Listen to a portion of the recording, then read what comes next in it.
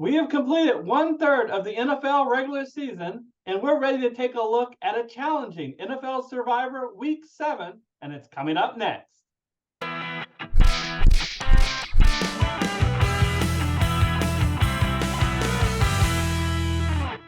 Hello, everyone. I'm Eric Litt. And I'm Michael Wiley, and we're the Fantasy Football Consultants. Eric, another crazy week in Survivor. I think this is really one of the most interesting fantasy games that people can play because of what happens in the Not for Long League. It's amazing, Michael. As you know, we had some upsets, but it could have been a lot worse. I couldn't believe Miami fell down 14-0. Buffalo barely won, but both of those teams came through. What happened in our pool? Yeah, well, we lost people to the same to the undefeateds. The undefeateds are no longer in existence in the NFL. We lost 2 to that Eagles game and 1 to that Niners game. The Niners losing to a Deshaun Watson-less Cleveland Browns. PJ Walker, a hero there, and the Eagles. At the end of that Jets game, the Jets came through. We kind of warned people on that second one, but who would have thought on that Cleveland game? I certainly didn't see it coming. But we only lost 3 this week, Eric. I guess others, like you say, they survived. They survived the week. Yeah, Michael, we've been wrong all the time on this show. But hey, let's take a bow. We did pretty well last week. We told people Rams are the way to go, as opposed to Philadelphia if you didn't have the top teams. Let's see how well we can do this week in Week 7. There are 8 games you should look at. Folks, I know that a lot of people have picked teams, so we're going to go deeper in the old list. There are 4 bigger favorites. Buffalo, 8.5-point favorites at New England. Seattle is at home, 8-point favorites over Arizona. San Francisco, 7-point favorites at Minnesota. Let's start with these 4 games in which we have 3-point favorites. So we're going to take these in 2 tranches. Let's suppose you forced us not to pick in any of the top 4 teams. Maybe because you want to save some of them because you have to pick 2 teams at the end of the season. Maybe you used all those teams. If you had to pick between the Rams, Las Vegas, New Orleans, and Baltimore, all 3-point favorites, all at home except for Las Vegas, where would you go? Wow, I mean, what tough options. You and I know. Let's stay away from the Thursday night games, and actually, Jacksonville is ticking. I know that game's in New Orleans, but Jacksonville's playing on all cylinders. I want to stay away from that game for sure. Can I talk about that game then for a minute? Let's do it. I think you have to find out the health of the young quarterback, Trevor Lawrence, to decide that game. When I first saw the game, assuming a healthy Trevor Lawrence, I said, I'm not comfortable in Survivor picking this game, but if I had to, I'd pick Jacksonville, not New Orleans, because how well that team has played. Let's see how they do back in the U.S., but you can't pick this game without knowing about the health of Lawrence. So I can't make a decision at this time. Yeah, agree. That's a big deal. But I mean, as we've seen, some of these backup quarterbacks sometimes throw teams for a loop. So, even if he is out, do you still want to pick this game? I'm nervous. Again, my choice is E, none of the above. And I'll talk later why that is, and because I prepared for it for weeks. But if I had to, I would go with your team, the Las Vegas Raiders. I was at Allegiant Stadium this past week, watched them take on the Patriots. Despite a late charge, they pulled out that game. And the big thing is, even though Chicago's already beaten me once when they upset Washington first time in 14 games, I still think they're one of the worst teams in the NFL. And now they don't have Justin Fields. I understand why you're going there, because of Justin Fields being gone, Khalil Herbert's out. The Bears still have some challenges on the offensive line. I think the reason to fear it is because the Raiders are potentially going to be missing Jimmy G, although not that he's the best quarterback in the league. And that, some might argue that the New England Patriots are playing just as bad as the Bears. And so, a win over the Patriots, 2 wins in a row at home look good for the Raiders. They're actually in second place in their division after the Chargers fell to the Cowboys on Monday night. They should win this game, especially with Justin Fields out. But the game's in Chicago. The Raiders are now on the road where they haven't been as good historically. I agree with you. This would be the game that I would pick, but it's more to do with the other games than it is to do with my confidence in this game. So the Raiders should ground and pound with Josh Jacobs. That has been a nice recipe for them. It's opened up a couple of passing games, and their defense has looked good. And without Justin Fields' threat on the field, I mean, he's going to be out. There's no question about it. They should be able to contain the Bears, because we saw what the Bears were able to do against Washington, and some of that was because Washington was so ineffective offensively that game. They weren't able to use the run like you would have expected them to do, and Justin Fields just was a challenge for them. So if the Raiders game plan well, I'm still kind of concerned about Josh McDaniels' play calling. They should win this game. But they're just not a strong team still. And so that's my fear. You made an excellent point about Jimmy G. I forgot that I was at the game and I saw him get up. Brian Hoyer looked pretty good in his replacement, but I guess we'll watch the news. Is he questionable or is he definitely out? I think they think he's going to be back in. And so it's just questionable. All right. So let's talk a little bit about the other games. Baltimore's 3-point favorite over Detroit. Detroit will not have their number 1 back, David Montgomery, and they might not have their number 2 back in Jahmyr Gibbs. But I've been preaching this for a long time. This Detroit team is for real. They are very good.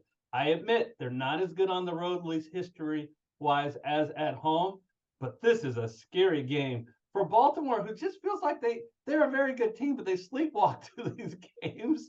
Lamar Jackson as a passer has not had a good season. How do you think about this game?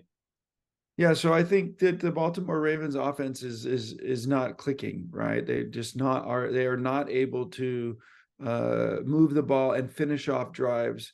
That's been a challenge for them in years past, finishing off drives, but they're not able to move the ball like you would expect with Lamar Jackson, how dynamic he is. And I think part of it's because he hasn't been running the ball in the last couple of years as much as he did before that. Defensively, they look good. They should be able to slow down the Detroit offense, but I don't think that the loss of the running backs is a big challenge. Craig Reynolds looked great. Their receivers are making good blocks down the field, so they have both a great run game and a great pass game, and their defense is playing better than they have in years. This Detroit team, like you say, is for real. I'm surprised this isn't more of a pick'em game from a spread perspective. Well, let's just finish it off. We'll talk about the Rams. The Rams are 3-point favorites over Pittsburgh. Man, I mean, the lines say it's a picket game. It's just the Rams are at home. They do look better with Cooper Kupp in this lineup and a healthy Stafford. I get the idea of picking the Rams because you just don't know how long both of these two are ever going to stay healthy. They have very little future value until the very end of the season. So how do you break down this Ram game? Well, the Rams are missing Kyron Williams, and that's going to make a big impact. I think this Zach Evans kid has really not shown even in college how impressive he can be. They signed Darrell Henderson to come back on the squad. I'm not sure he's going to be ready for the game, even though he's still young. They cut him for a reason.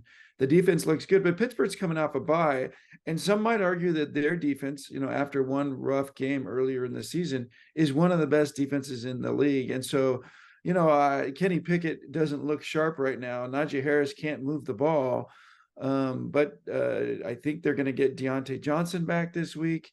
They're healthy from the bye week. Yeah, the game's in LA and the Rams, I think that's 3 games in a row for the Rams at home, which is always nice. I just think Pittsburgh defense is too good to pick against them coming off of a bye. All right. So again, neither of us like any of these 4 games, folks. But if we had to pick, assuming Jimmy G plays, I'm going with your Raiders. How about you? That's where I would go as well. Okay. So let's talk about these top 4 games. Michael, I don't know if I really want to just say it right away who my pick this week is. I like to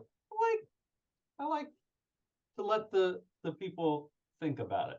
So who do you like this week 7 Survivor?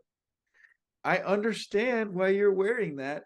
I actually think I would pick the Seattle game this week, but I'm giving away my pick so early. So let's talk. Oh, it's okay. It's okay because I feel like I gave away my pick 3 or 4 weeks ago because I've told people every time Seattle came up, I said, save Seattle because we could look ahead to week 7 and we could see how difficult it is.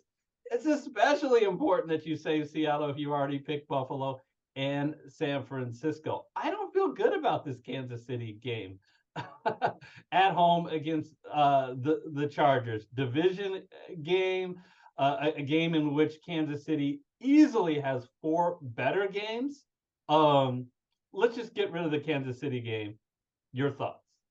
On that Kansas City game, yeah, no question about it. That Chargers defense is as good as they've been, as good as they should have been for the last several years. They looked great against the Cowboys on Monday night. Unfortunately, the Cowboys defense, stepped up right there at the end, and Justin Herbert missed some throws at the end of that game. I think that Chargers team is legitimate.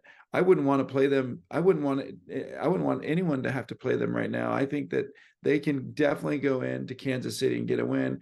Obviously, Kansas City's, gets a little boost with Travis Kelce having the advantage from Taylor Swift, giving him the extra energy during the games. But he's a little bit banged up still. I think that I would stay away from this Kansas City game. This Charger team is a lot better with Austin Eckler than without. He is such an amazing weapon, and I know they had him last week, but they've missed him a couple of games this year. Let me talk a little bit about my Seattle Seahawks against Arizona, a team that they swept last year. They've won 4 of 5 games. And this Arizona team, Michael, is worse than what we've seen in the previous years. No Kyler Murray. No James Conner, no Budda Baker. I mean, any team can beat any team. And from a spread perspective, the Seahawks only have a 75% chance of winning, right? But man, I feel very good about the Seahawks' chances of winning, and they have almost no future value. The only game that's half decent is in week 10 when they host Washington. Yeah, and they're at home, right? Everybody knows about the 13th man in Seattle. It's a welcome sight for them to go back home to play against a team that they've historically dominated, a team that's without, some of their top players, a team that has had some surprising wins or surprising play, kind of before people took them as seriously as they should. Seattle will not underestimate what the Cardinals can do. So I actually see this being a relatively safe win for them. And Pete Carroll is a great coach. He's going to make the adjustments that they need to make on the offensive side. Kenneth Walker is healthy. They're going to get him involved. I think he's going to be a great fantasy play this week as well. And like you say, their defense is Seattle's defense looks better. I know that you've got to be frustrated by how that Bengals game ended. The Bengals, are finally coming alive. Their defense is pretty good this year. So, don't be too frustrated by how they stifled Geno Smith this week. The Seahawks are going to win this game in commanding fashion. I actually feel pretty good about picking the spread as well. Yeah, and we're on the same wavelength. This is my survivor pick, but I think it's important to give the other side, right? People need to know there's a risk on every time in Survivor. And this one, it's only relative to the other games that I don't feel super confident either that I like this pick so much. But let me give you the reasons not to pick Seattle, even though that would be my pick. The biggest reason I think is pick popularity. I looked it up across all Survivor polls. Over half the people are picking Seattle. So this Seattle team is inconsistent. Let's be clear about it. They are not one of the top teams in the NFL. They can play in a certain week, look great, but you saw last week when their offense just was awful, and in week 1 when they were terrible against the Rams, they can have a bad game, and if they do, this Arizona team can pull off the upset. I just think the likelihood of that, given the quality of Arizona, is relatively low. Yeah. So we both like Seattle. What would be your second pick? If for some reason you didn't follow our advice and you already used Seattle, where would be your pivot? Would it be, well, you tell me, where would it be? Well, I'm a little bit torn. I'm still trying to figure out what's going on in New England. It's so surprising to me to see Bill Belichick not turn his team around to where they can, compete week in and week out, even with a less than stellar team. Ramondre Stevenson has not been right. It's been really weird to watch. There's going to be a quarterback controversy pretty quickly there if they're really trying to win. In Buffalo, despite giving the Giants a chance to win in Buffalo, is a good team. But this game is in New England. It's really tempting to think that game should be the lock of the week. I don't think I really like Sean McDermott, and I see them kind of figuring out how they need to right the ship. I know they have a couple of injuries on the defensive side, but I don't think that's the reason why the Giants were in that game. It's just they weren't executing offensively. That being said, I think I would still go, even though the game's in Minnesota, with San Francisco, even if McCaffrey is out, which it looks like he probably will be, and it's because of Kyle Shanahan and because of this San Francisco defense. Debo out is a big deal. McCaffrey out is a big deal, but they have the ability to adjust to that. It was really, really weird to see their star quarterback, who we raved about, Eric, have such a bad game. But I think that had a lot to do with Cleveland's very, very good defense, and Minnesota does not have a very, very good defense. San Francisco is going to take care of business this week, I think. I don't know that I would pick the spread here. It's a little scary because the game's in Minnesota. I certainly like the Seattle game better, but I think I would go with San Francisco. Kyle Shanahan right in the ship, taking advantage of the best defense in the league, slowing down Minnesota and take advantage of an Minnesota defense that still is trying to figure out who they're going to be this year. What do you think? I'll tell you what's wrong with San Francisco last week. 2 words: Michael Wiley. He got on this show and said, can they go undefeated for the entire year?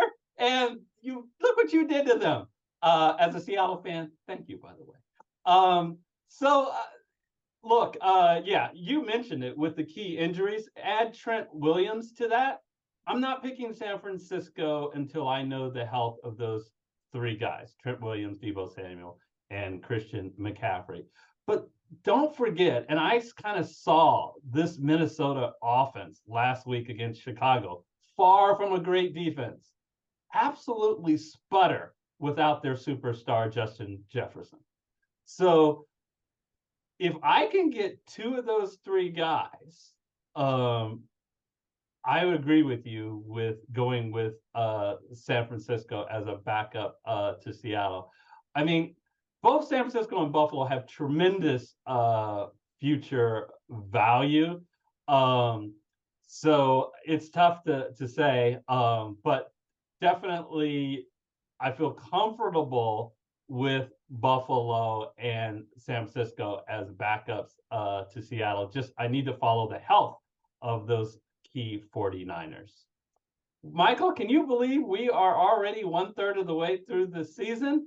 Any thoughts so far about the season and looking forward to the next? As you said, one winless team, Carolina, and no undefeated teams.